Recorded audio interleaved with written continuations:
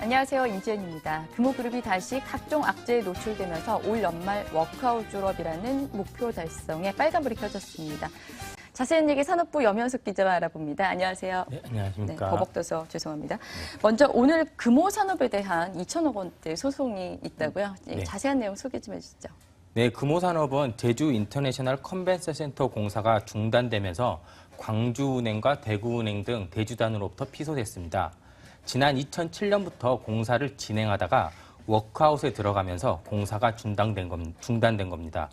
공사가 중단됐던 이유가 사업자가 120억 원 정도의 그런 기성 공사비를 지급하지 않았기 때문인데 법원은 이런 120억 원 정도를 이제 지급받지 못했다고 공사를 중단한 것은 이제 사리에 맞지 않다며 1심에서 금호산업에 이제 패소를 했습니다. 네. 금호산업은 즉각 항소를 했는데 그 결과가 오늘 오후에 나옵니다. 네. 만약에 금호산업이 또 진다면 손해배상 금액에다 지연 이자까지 합해서 최대 2천억 원을 광주은행과 대구은행 등 대주단에 배상을 해야 합니다. 네. 일단 1심에서 패소한 상황인데 2심 어떻게 될지 좀 지켜봐야 되겠네요. 만약에 이번에도 패소하게 되면 2천억 원을 이제 배상을 해야 되는데 금호산업 워크아웃에 좀 차질이 빚어지진 않을까요? 네, 맞습니다. 금호산업은 지난해 영업이익 580억을 기록하면서 금호산업은 지난해 영업이익 580억 원을 기록했는데요. 금호산업 입장에선 2천억 원의 소송 금액이 매우 부담스러운 겁니다. 만약에 지게 돼서 한꺼번에 배상을 하게 되면 재무구조가 급격히 악화되기 네. 때문에 워크아웃은 사실상 무산될 수 있습니다. 금호산업은 현재 워크아웃 중인데 올해 상반기에 영업이익이 흑자를 내는 등 지금 워크아웃에 대한 졸업 기대가 어느 때보다 높은데요. 네. 최근에 금호그룹이 금호라는 상표권료를 이제 올려줬습니다. 네. 그 금호 상표권료를 지주사인 금호산업이 받으면서 영업이익이 많이 늘어났고 네. 최근에 여러 이렇게 분양한 아파트들의 분양 성과가 좋아서 영업이익이 계속 좋아지고 있기 때문에 네.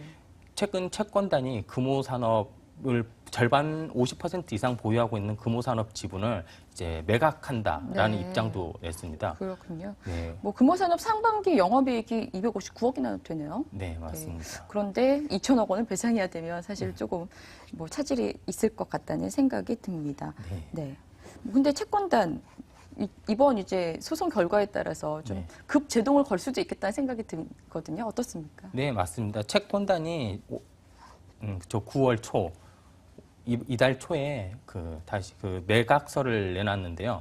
그 이유가 이제 아까 말씀드린 것처럼 이제 영업이익이 흑자로 돌아섰고 자꾸 이렇게 실적이 나오기 때문입니다.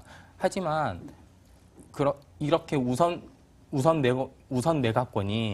매수권이 박삼구 금호그룹 회장한테 있기 때문에 네. 채권단이 금호산업 지분을 매각한다는 것은 사실상 금호산업 입장에서는 워크아웃을 졸업할 수 있다라는 걸 의미하게 됩니다. 하지만 이번 소송에 대해서 자꾸 네. 불리한 전망이 나오면서 네. 산업은행 등 주요 채권단은 소송 결과를 지켜보고 매각을 하겠다라는 입장을 공식 발표를 했습니다. 네. 채권단 입장에서도 금호산업이 소송에서 지게 되면 막대한 배상금 때문에 금호산업의 재무구조가 악화될 게 분명하기 때문에 채권단 도움 없이는 금호산업이 살아날 수 없기 때문입니다. 네. 이와 함께 검찰이 박삼구 금호아시아나그룹 회장에 대한 조사에 나섰다는 소식이 들려왔습니다. 이건 뭔가요? 네, 검찰이 박삼구 금호아시아나그룹 회장이 회사 운영 과정에서 거액의 비자금을 조성했다는 첩보가 입수돼서 수사하고 있다고 밝혔는데요. 계열사가 납품 단가를 부풀려 거래하는 수법으로 회사 돈을 빼돌려 비자금을 조성했다는 혐의입니다. 검찰은 첩보가 입수돼 확인하는 초기 단계라며 구체적 내용은 아직 확인해 줄 수 없다라고 밝혔습니다. 이에 대해 금호그룹은 박 회장이 거액을 횡령을 조성했다는 것은 사실 무근이라고 반박했습니다. 금호그룹의 올해 경영 목표가 채권단 관리에서 벗어나는 건데 박 회장에 대한 검찰 수사가 적지 않은 영향을 미치게 됐습니다. 네.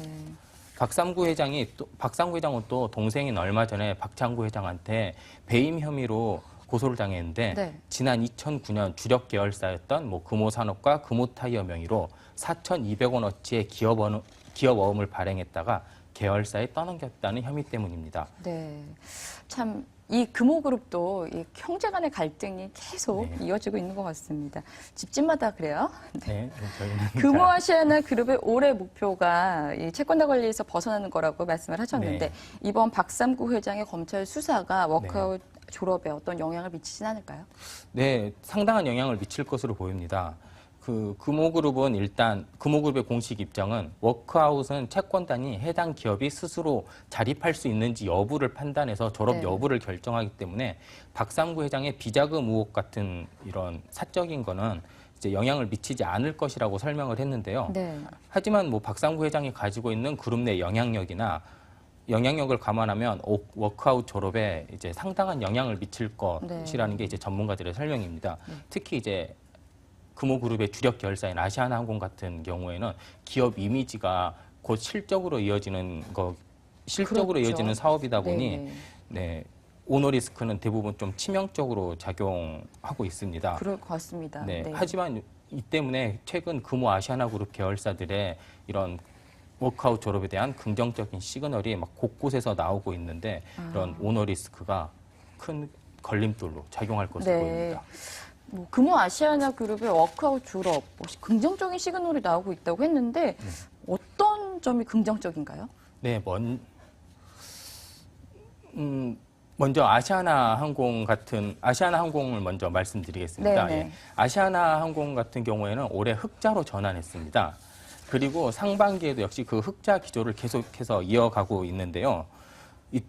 올해 상반기까지 10억 밖에 이제 영업이익을 달성하지 못했는데 항공사들의 실적은 대부분 3분기에 몰려 있습니다. 여름 휴가철과 추석 연휴 등이 겹치면서 대부분 영업이익을 이때 올리는 걸 보면 이제 아시아나항공의 흑자는 앞으로 계속 올해는 분명히 이제 전환할 것으로 이제 보이고 이를 기반으로 해서 올해 이제 꿈의 항공기라고 불리는 이제 A380 네. 2대를 도입을 했습니다.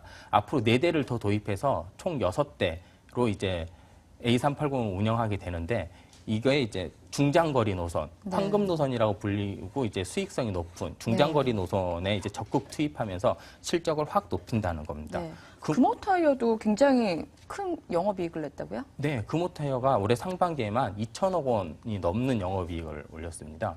지난해 한 3,500억 정도 올린 걸 감안하면 올해 벌써 지난해 영업이익의 60%를 상반기에만 올리게 된 겁니다. 네. 이 때문인지 국내 신용평가사들 3대 신용평가사가 동시에 신용등급을 다 올려줬는데요. 네. BBB-에서 BBB로 올려줬습니다. 네. 트리플 B가 됐네요. 네, 트리플 B라는 게 이제 2009년 말에 워크아웃에 들어갈 때 금호타이어가 그 직전에 가졌던 신용등급이기 때문에 상당히 의미 있는 거고요. 네.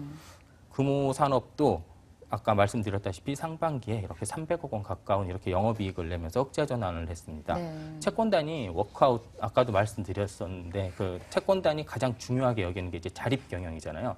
당연히 실적과 기업, 네. 신용 등급이 가장 중요한 변수거든요. 그런데 이제 기업과 실적 금호 아시아나 그룹 계열사들이 실적이 계속 좋아지고 있고 네. 신용 등급이 높아지면서 어느 때보다 이제 채권단 관리에서 벗어날 가능성이 높아진 겁니다. 네.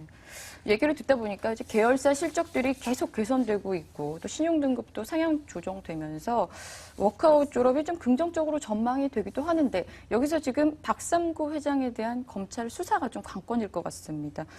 근데 그 외에 또 어떤 다른 걸림돌이 있습니까? 네, 참 여러 가지 긍정적인 이렇게 시그널이 막 네. 나오는 상황에서 호사다마라고 네.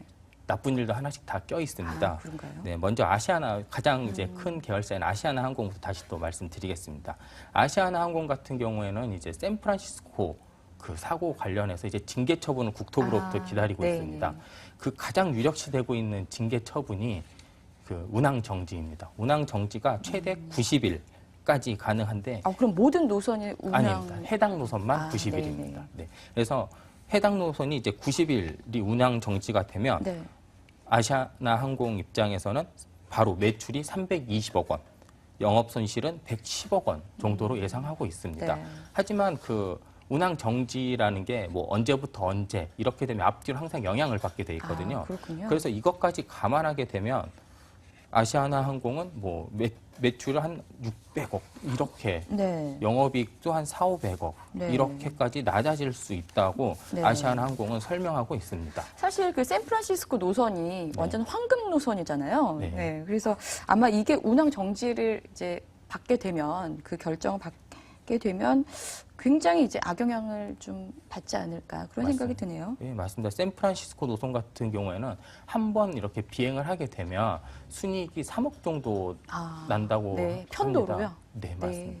그렇기 때문에 뭐 3억 정도면 굉장히 큰 네.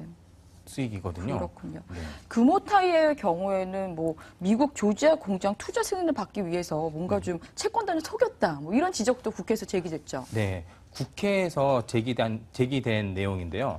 그 새정치민주연합 김영주 의원이 이제 네. 국감조사 차원 국가 자료를 낸 건데요.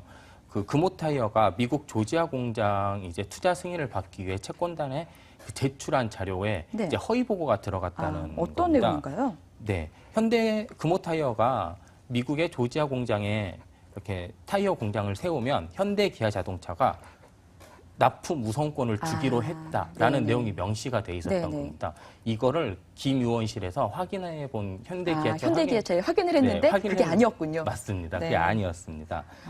그리고 이제 산업은행 그럼 당연히 이제 불똥 이제 산업은행도 이제 채권단에 튀게 될 텐데요. 네. 채권단이 바로 인정을 해버렸습니다. 또 우리가 이것까지 전부 다 확인을 못한 건 우리 네. 잘못이다. 하지만 뭐 그것만이 이렇게 투자 승인 내준 요건은 아니고 네. 경쟁사인 뭐 한국타이어가 이제 미국 테네시주에 공장을 하나 짓고 있는데 한국타이어는 현대기아차의 우선 납품권을 받았습니다. 그래서 이제 금호타이어도 미국에 공장이 없으면 당연히 이렇게 영업 실적이나 이런 거에 상당히 악영향을 미칠 수 있기 때문에 투자 승인을 해줬다라는 네. 설명도 그렇군요. 덧붙였습니다. 네. 일단 뭐 근무산업 바로 앞에 닥친 건은 이제 오늘 오후에 나올 소송건이네요. 네, 맞습니다. 내용 나오면 또 염현석 기자 보도 부탁드릴게요. 네, 알겠습니다. 네, 오늘 도움 말씀 고맙습니다. 네, 감사합니다. 네, 지금까지 산업부 염현석 기자와 함께했습니다. 이 시각 시장 상황 살펴보시고 스페셜 토크 이어가겠습니다.